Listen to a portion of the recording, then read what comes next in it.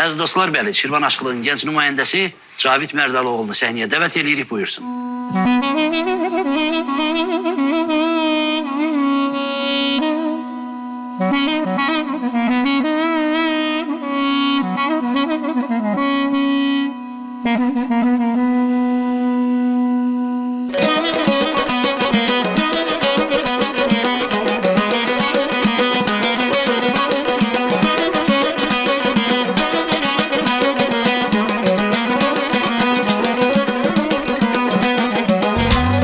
Sevgilim gel insaf elə, canımı aldı gözlerin.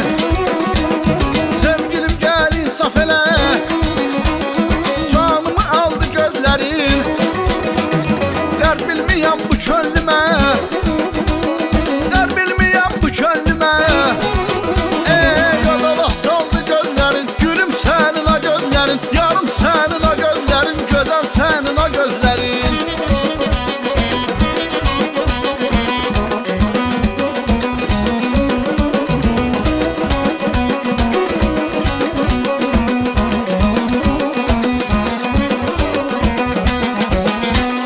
Dedim sana sevincimi, ilhamımın sözüncümü. Dedim sana sevincimi, ilhamımın sözüncümü. Gece gündüz mızrap kimi, gece gündüz mızrap kimi. Kalbimi çaldı gözlerin, haydi senin o gözlerin, güzel senin o gözlerin.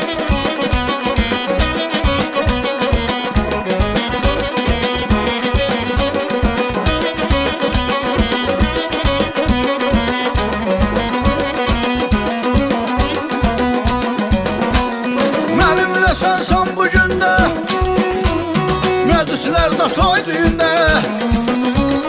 Benimle sen son bu günde, meclislerde toy düğünde.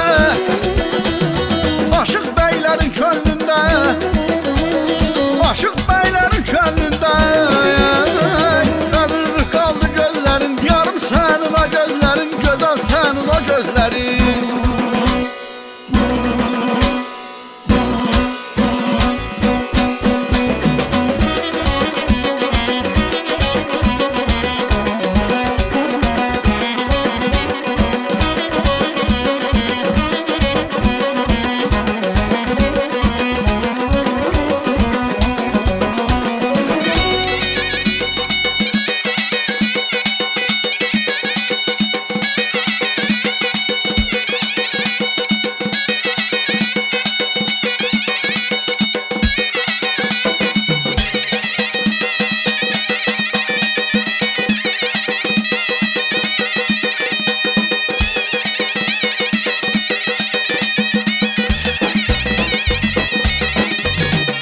Benimle sen son bu günde, meclislerde toy düğünde. Benimle sen son bu günde, meclislerde toy düğünde. Aşık Rıza'nın könlünde, aşık Rıza'nın könlünde.